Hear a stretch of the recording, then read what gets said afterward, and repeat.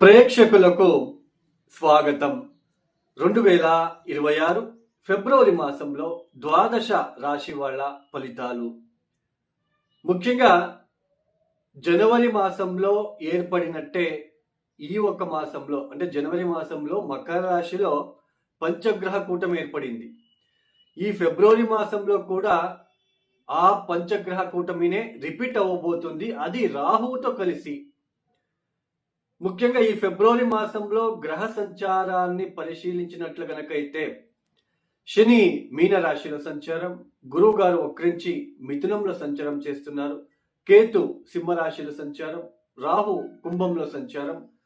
ఇక సూర్యుడు ఫిబ్రవరి 13వ తేదీ కుంభంలోకి ప్రవేశిస్తారు. బుధుడు ఫిబ్రవరి 3వ తేదీ కుంభంలోకి ప్రవేశిస్తారు. శుక్రుడు ఫిబ్రవరి 6వ తేదీ కుంభంలోకి ప్రవేశిస్తారు. కుజుడు ఫిబ్రవరి 23వ తేదీ కుంభంలోకి ప్రవేశిస్తారు. ఈ పంచగ్రహ కూటమితో పాటు అంటే రాహుతో కలిసి కుజ, శుక్ర, బుధ, సూర్య ఈ 4 గ్రహాలు ప్లస్ రాహు కుంభరాశిలో సంచారం చేసేటప్పుడు ఈ ఫిబ్రవరి మాసంలో 17వ తేదీ, 18వ తేదీ, 19వ తేదీ ఈ 3 రోజులు కూడా చంద్రుడు కూడా కలవబోతున్నారు. అంటే పంచగ్రహ కూటమి ఈ కుంభరాశిలో అనేది ఏర్పడబోతున్నది.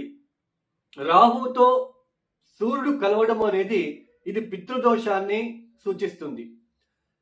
ఒకసారి మీ జాతకాన్ని ఒకసారి పరిశీలించుకోండి.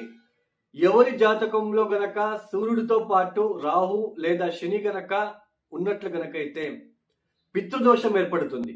అలాంటి జాతకుల ఇంట్లో ఎవరైనా ఆకస్మిక దుర్మరణం అయ్యి ఉండే ఆస్కారాలు కూడా ఉంటాయి. మీరు ఒకసారి చెక్ చేసుకోండి. అలానే పితృదోషం ఉన్న వాళ్ళకి ఆర్థికంగా ఇబ్బందులు, అలానే ఉద్యోగపరంగా, అలానే పిల్లలు పుట్టడానికి, పిల్లలకి సంబంధించిన విషయాలు అంటే సంతానానికి సంబంధించిన విషయాలు ఆటంకులు ఎక్కువగా మీరు చూస్తూ వస్తూ ఉంటారు. సో అలాంటి ఏదైతే రాహుతో సూర్యుడు కలుస్తున్నారు కాబట్టి ఈ ఫిబ్రవరి మాసంలో ఎవరైనా సరే సిజరింగ్ చేసుకోవాలి అనుకున్న వాళ్ళు ఫిబ్రవరి 13వ తేదీ లోపుననే మీరు ఆ సిజరిన్ కార్యక్రమాన్ని మీరు చేసుకోగలిగితే మంచిది. ఫిబ్రవరి 13వ తేదీ దాటిన తర్వాత ఈ రాహువుతో సూర్యుడు కలవడము. ప్రస్తుతం రాహువు 15 డిగ్రీలలో ఉన్నారు. సూర్యుడు 8 డిగ్రీలోకి అంటే 10 డిగ్రీలోకి నియర్గా వెళ్ళినప్పుడు పూర్తిగా అది గ్రహణ దోషంగా మనము తీసుకోవాలి. అంటే డీప్గా పితృదోషం ఏర్పడబోతున్నది. అది కుంభరాశిలో, అది వాయుతత్వ రాశి. ఈ ఏదైతే పంచగ్రహ కూటమి అనేది వాయుతత్వ రాశిలో ఏర్పడబోతున్నదో ఇది దేశానికి అరిష్టం. అంటే ఈ ఒక మన ప్రాపంచిక విషయాలలో ఎక్కువ ఈ వాయువు ద్వారా వాయుతత్వ రాశిలలోనే అంటే కుంభరాశిలలోనే రాహువుతో కలిసి ఈ కుజుడు సూర్యుడు కూడా సంచారం చేస్తూ ఉంటారు. కాబట్టి ఈ గాలి నుంచి వచ్చే అంటే గాలి నుంచి వేగంగా స్ప్రెడ్ అయ్యేది అగ్ని ప్రమాదాలు కావచ్చు, ఏదైనా కెమికల్ రియాక్షన్ వలన కావచ్చు. అలానే ముఖ్యంగా ర్యాష్గా డ్రైవింగ్ ఎవరైతే చేస్తున్నారో కొంచెం అవాయిడ్ చేయండి. రాత్రిపూట ప్రయాణాలని కొంచెం అవాయిడ్ చేయండి. అలానే ఈ పంచగ్రహ కూటమి అనేది ఎక్కువగా అగ్ని ప్రమాదాలు, అలానే దేశ రాజకీయ వ్యవస్థ మీద ఎక్కువ పరిణామం చూపించబోతున్నది. ఎవరైతే రిస్కీ జాబ్లో ఉంటున్నారో ఎలక్ట్రికల్ డిపార్ట్మెంట్, అలానే పోలీస్ డిపార్ట్మెంట్, మిలిటరీ డిపార్ట్మెంట్, అలానే ముఖ్యంగా మిషన్ వైజ్ ఎవరైతే పనిచేస్తూ ఉంటారో వాళ్ళు ఈ సమయంలో చాలా జాగ్రత్తలు తీసుకుంటే మంచిది. ఇక ఒక్కొక్క రాశి గురించి మనం తెలుసుకుంటూ వెళ్దాం. 2026 ఫిబ్రవరి మాసంలో మకర రాశి వాళ్ళ ఫలాఫలాలు. ముఖ్యంగా ఈ ఫిబ్రవరి మాసంలో మకర రాశి వాళ్ళకి చూడండి, జన్మ రాశిలో అంటే మీ మకర రాశిలోనే 4 గ్రహాల సంచారం జరుగుతూ ఉన్నది. సూర్య, కుజ, బుధ, శుక్ర ఈ 4 గ్రహాలు కూడా క్రమేణంగా జన్మరాశి నుంచి ద్వితీయంలోకి ప్రవేశిస్తున్నారు. ఫిబ్రవరి 3వ తేదీ బుధుడు జన్మరాశి నుంచి ద్వితీయంలోకి ప్రవేశిస్తున్నారు. ఇక శుక్రుడు ఫిబ్రవరి 6వ తేదీ జన్మం నుంచి ద్వితీయంలోకి ప్రవేశిస్తున్నారు. ఇక సూర్యుడు ఫిబ్రవరి 13వ తేదీ జన్మం నుంచి ద్వితీయంలోకి ప్రవేశిస్తున్నారు. అలానే కుజుడు ఫిబ్రవరి 23వ తేదీ జన్మం నుంచి ద్వితీయంలోకి ప్రవేశిస్తున్నారు. ముఖ్యంగా పంచగ్రహ కూటమి ఏర్పడబోతున్నది మీ ఒక ద్వితీయ స్థానంలో.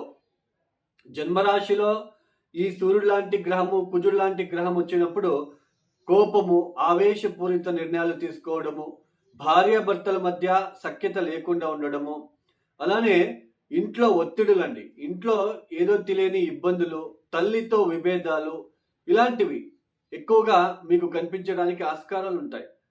అంటే మాతృవర్గానికి సంబంధించిన విషయాలలో, అలానే చిన్నపిల్లలు ఎవరైనా 6th class, 7th class, 8th class చదువుకునే పిల్లలు కనుక ఉంటే వాళ్ళ చదువుల పైన ఈ ఒక్క గ్రహ సంచారం పరిణామం చూపించబోతున్నది.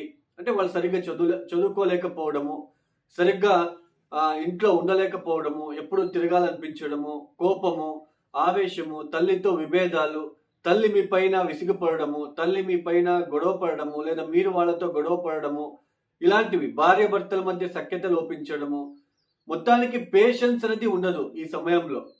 అలాంటి గ్రహస్థితి ద్వితీయంలోకి ప్రవేశిస్తున్నారు, అంటే ద్వితీయంలోకి మారబోతున్నది. ఎప్పుడైతే సూర్యుడితో రాహు కలుస్తున్నారో అష్టమ స్థానంలో కేతు ఒక సంచారం కూడా జరుగుతున్నది. కాబట్టి కుటుంబ విషయాలలో అనవసరంగా గొడవలు జరిగే సూచనలు ఎక్కువగా కనిపిస్తూ ఉంటాయి. కుటుంబ రీత్యా ఏదైనా చెడు వార్తలు వినడానికి కూడా అవకాశాలు ఉంటాయి రెండవ వారం నుంచి. ముఖ్యంగా ఆర్థిక విషయాల్లో శుక్రుడు ద్వితీయ స్థానంలో, బుధుడు ద్వితీయ స్థానంలో కాస్త మంచి ఫలితాలు ఇచ్చినప్పటికీ కూడా ఈ గ్రహణ దోషం ఏదైతే ఏర్పడబోతున్నదో, అష్టమ స్థానంలో కేతు ఒక దృష్టి ఉండబోతున్నదో, ఇది కాస్త నెగిటివిటీకి తీసుకువెళ్లే ఆస్కారాలు ఉంటాయి. ఈ ద్వితీయ స్థానంలో శుక్రుడు, బుధుడు మీకు మంచి భోజనాలు అనిపిస్తూ ఉంటుంది, మంచి రెస్టారెంట్స్కి వెళ్ళి భోజనాలు చేయాలని అనిపిస్తూ ఉంటుంది, ఆశ పుట్టిస్తుంది, రావాల్సిన డబ్బు మీ చేతికి అందుతుంది. అలానే ఎలా వస్తుందో అలా ఖర్చు అవడానికి కూడా అవకాశాలు ఉంటాయి. నోటి దోల అంటే ర్యాష్గా మాట్లాడడము, ఇక్కడ గొడవలు క్రియేట్ అవ్వడానికి ఛాన్సెస్ అనేది కనిపించబోతున్నది. అంటే నోటికి, టీత్కి, పంటికి సంబంధించినది, నోటికి సంబంధించినది ఎక్సెస్ ఆఫ్ హీట్ లాంటిది, అలర్జీ లాంటిది, అలానే చర్మానికి సంబంధించిన ఆరోగ్య విషయాలలో మీకు కొంచెం డిస్టర్బెన్సెస్ అయ్యే సూచనలు ఎక్కువగా నిండుగా కనిపించబోతున్నది. ఆర్థికంగా ఖర్చులు పెరిగిపోతాయండి ఈ సమయంలో. 3వ వారం నుంచి ఖర్చులు విపరీతమైపోతాయి.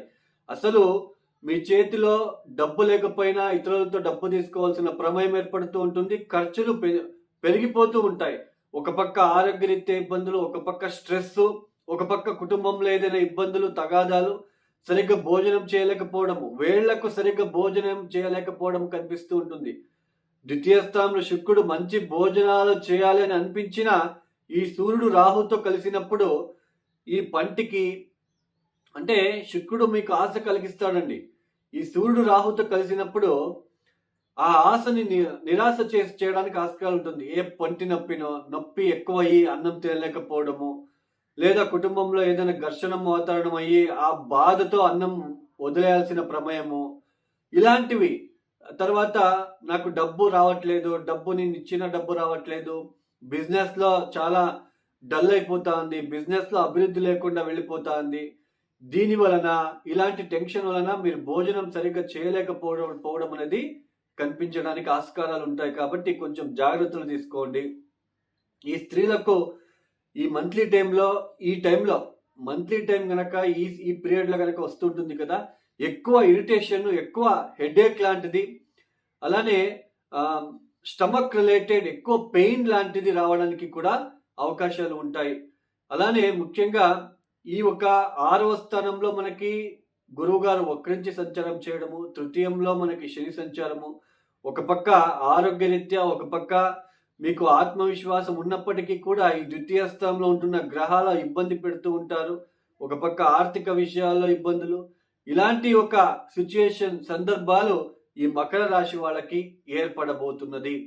ఈ మకర రాశి వాళ్ళు తప్పనిసరిగా ప్రతిరోజు మానకుండా మృత్యుంజయ మంత్రం పఠించుకోవడం ప్రాక్టీస్ చేసుకోండి.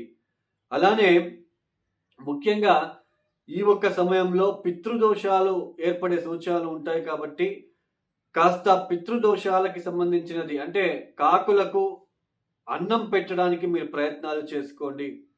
అలానే ముఖ్యంగా ఈ ఒక మకర రాశి వాళ్ళు తప్పనిసరిగా దుర్గా కవచాన్ని చదువుకోవడానికి మీరు ప్రయత్నాలు చేసుకోండి.